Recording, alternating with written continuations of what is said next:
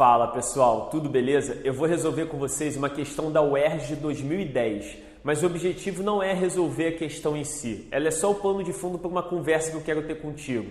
Galera, você que vai fazer o concurso CBMERJ, vai fazer específica de física, você sabe que ela vale o dobro das demais e você sabe que ela é o critério de desempate.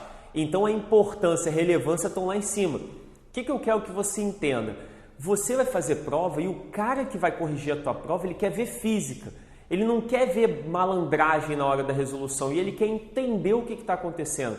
Quanto mais claro você for, quanto mais objetivo você for e quanto mais organizado você for, melhor é para você, para que ele não fique drenando seus pontos ao longo das questões.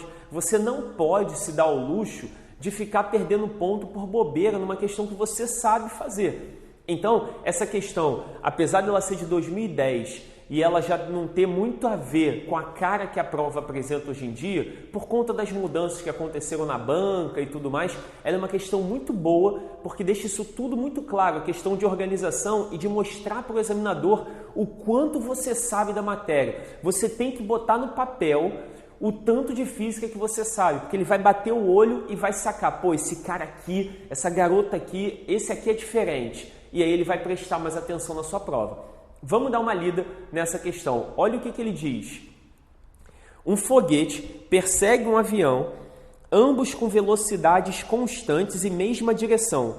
Enquanto o foguete percorre 4 km, o avião percorre apenas 1 km. Admita que, em um instante T1, a distância entre eles é de 4 km e que no instante T2 o foguete alcança o avião.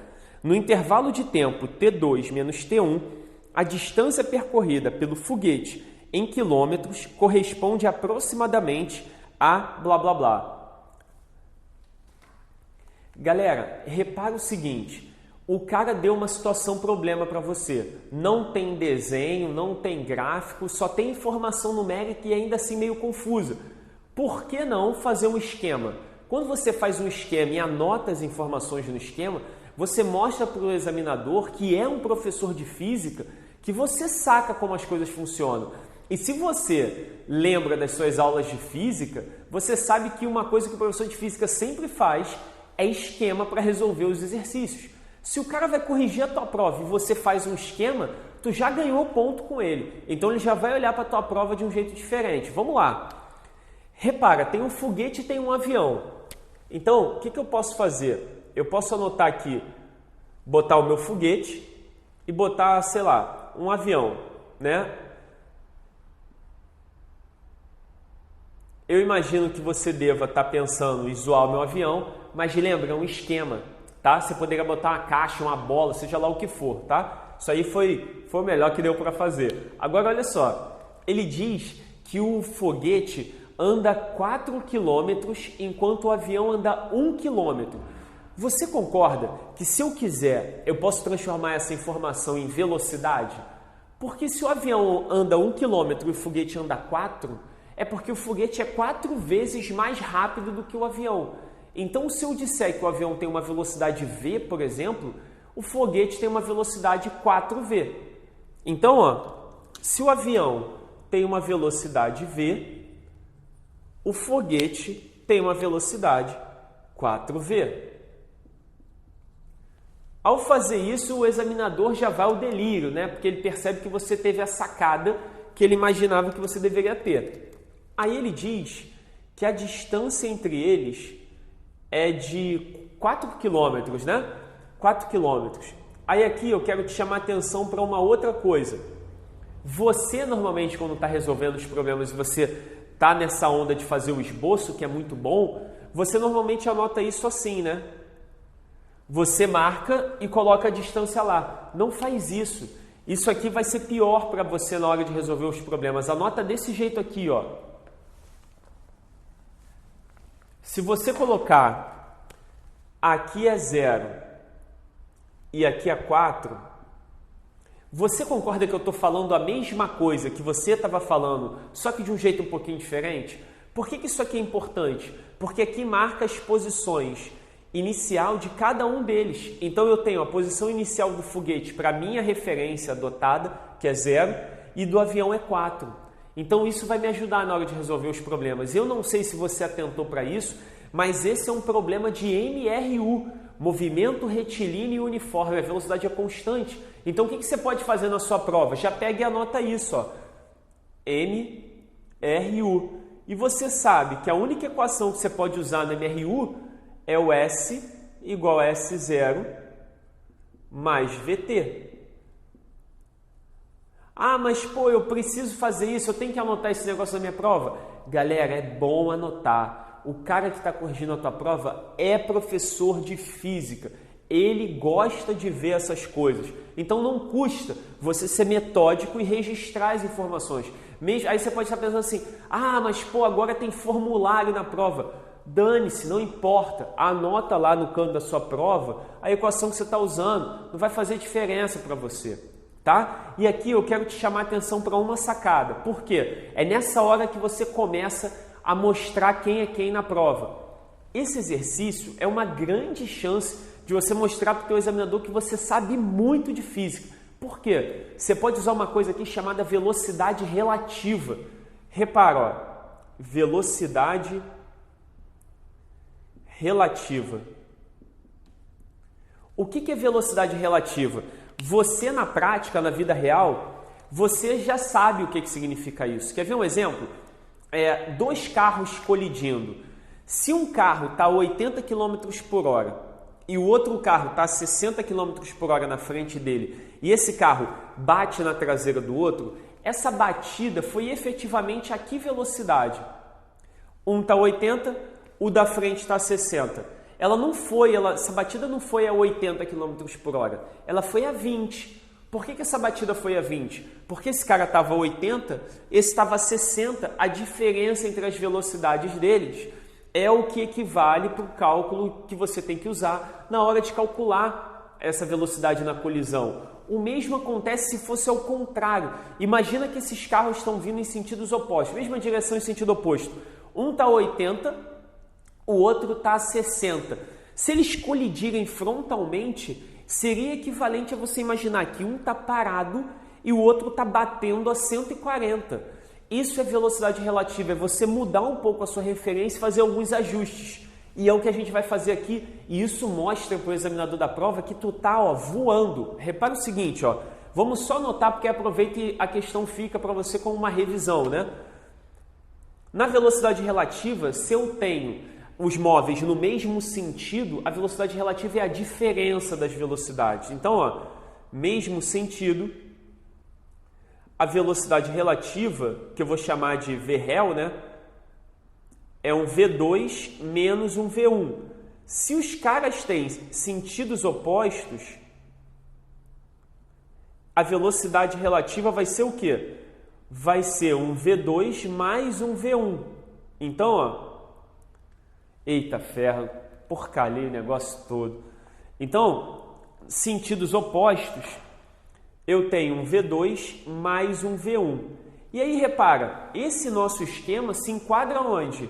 Exatamente no caso de ter o mesmo sentido, né? Então, o que eu vou fazer aqui? Eu vou imaginar que o avião está em repouso. E se o avião está em repouso, o foguete está indo com que velocidade? Vamos calcular, né? Velocidade relativa vai ser 4V menos V. A velocidade relativa do foguete é de 3V. Então, eu sei que ele se aproxima do avião com uma velocidade equivalente de 3V. Agora, como eu já sei que o problema é de MRU, eu só tenho como recorrer a isso aqui. Então, eu vou aplicar com a velocidade relativa para descobrir o tempo que o foguete demora para bater no avião. Então, S é igual a S0 mais VT. E esse V, uma velocidade relativa. E aí vai ficar como? Se eu passar isso lá para o outro lado, vai virar os 4 km que eu queria, né? A velocidade relativa é 3V e aqui é o tempo. Portanto, o meu tempo é 4 sobre 3V. Aí você pode estar pensando, pô, e daí? Por que eu fiz isso? Ele não quer o tempo, ele quer a distância que o foguete anda. O que eu vou fazer? Eu vou mais uma vez aplicar a equação horária da posição do MRU, só que agora focando aonde? Só no foguete. Então, pensando única e exclusivamente no meu foguete, o que eu vou fazer? eu vou aplicar a equação do MRU. S é igual a S0 mais VT. O que vai acontecer aqui? O S é o que eu quero, é saber a distância que o foguete percorreu. Tá lá meu S. O S0, ó, é 0. Tá vendo a importância de anotar desse jeito e não daquele outro com a distância aqui no meio? Fica mais fácil para você ver. A velocidade do foguete é 4V. E o tempo que ele demora para pegar o avião é 4 sobre 3V. Se você observar aí com carinho, né, você vai ver que tem um V em cima e um V embaixo. Então aqui, ó, o S, que é a distância, vai ficar 4 vezes 4, 16, sobre 3. E aqui você não pode vacilar e esquecer a unidade, né? Então, 16 sobre 3 quilômetros. Ah, eu posso deixar em fração? É bacana você colocar em fração, porque aqui não vai dar um inteiro, vai dar uma dízima, né? E aí fica meio esquisito. Mas você poderia aproximar e botar 5,333. E aí é legal deixar as duas opções, se você estiver querendo esse formalismo aí, para não ter chance de dar problema. Coisas que eu quero pontuar para você aqui. Você percebe a diferença entre fazer isso e sair jogando um bando de equação, cortando tudo e chegando a algum lugar? O examinador, quando ele olha isso aqui na sua prova, o cara para tudo que ele está fazendo e te dá mais atenção, que é o que você quer. No dia que ele vai estar corrigindo a sua prova, lá depois que você tiver feito a sua discursiva do CBMERG, né, na UERJ, o cara no dia que está corrigindo a sua prova, ele está corrigindo centenas de provas. Ele está sentado lá corrigindo uma prova atrás da outra o dia inteiro.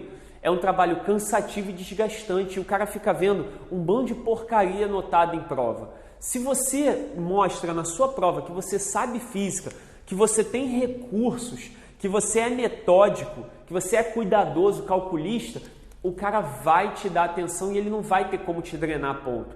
E repara, imagina que você esquece, por exemplo, a unidade e perde uns décimos nessa questão. Você já imaginou se você esquece a unidade e ele te tira 2 décimos? 2 décimos na prova de física, que tem peso 2, é como se você estivesse perdendo 4 décimos, é quase meio ponto. Meio ponto é a diferença entre você estar e você não estar com a sua vaga. Então você não pode vacilar com isso. Você que já está estudando, está engajado, já fez até outros concursos, muito provavelmente, você tem que ser metódico, você tem que ser cuidadoso com a sua prova de física e com a sua prova de matemática também, mas em física em especial, como vale 2 pontos, vale o dobro, né, quer dizer, você tem que tomar mais cuidado do que o normal. Então não vacila, tenta seguir sempre uma organização estrutural nas suas provas, nas suas questões e treine desse jeito. Você tem que treinar desse jeito. Não adianta ficar fazendo de um jeito durante o seu treinamento e no dia da prova achar que vai dar diferente. Quem treina duro, joga fácil. Então você tem que resolver questão após questão, sempre com a cabeça lá no dia da sua prova. O que eu quero fazer no dia da minha prova? É resolver as questões passo a passo, do jeito mais claro, organizado e metódico. Então você vai treinar assim. Você tem que fazer todos os seus exercícios durante o seu período de preparação, que vai até dezembro, desse jeito. Mesmo que você encontre questões de múltipla escolha, que não sejam questões discursivas, faça as questões de múltipla escolha como se você estivesse fazendo uma questão discursiva. Ignora que tem opção e calcula tudo nos mínimos detalhes. Depois você vai olhar o que teria ali de resposta. Beleza? Galera, um grande abraço e até o próximo vídeo.